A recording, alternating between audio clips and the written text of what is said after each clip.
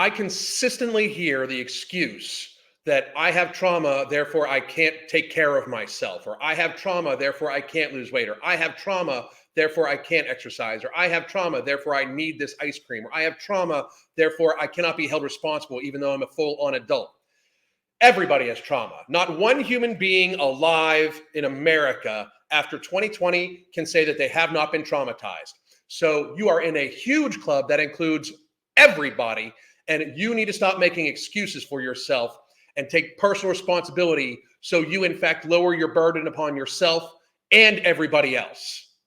Like, just to be real, most of the trauma that was done, that was committed on the actual population of America in 2020 was to protect elderly people and fat people, because it was used as an excuse to close the country down and keep people locked down. The powers that be did state that the level of people that are ill in our society, people with obesity, cardiovascular disease, type 2 diabetes, those sorts of things, made it so that if we just did nothing, their estimation was too many people would die. And that's a quote. It is an actual quote.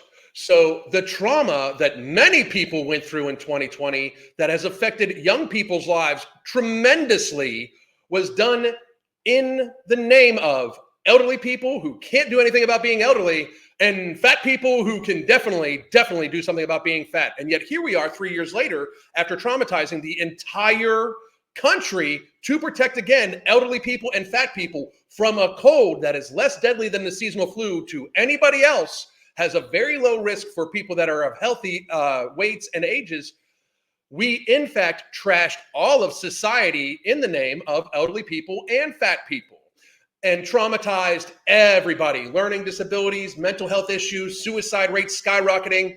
For you to complain about your trauma right now as an excuse of why you cannot get healthier and why you should not even be asked to get healthier so you don't burden the system and burden our society is, in fact, privileged as fuck and makes you a horrible person. You have a good day.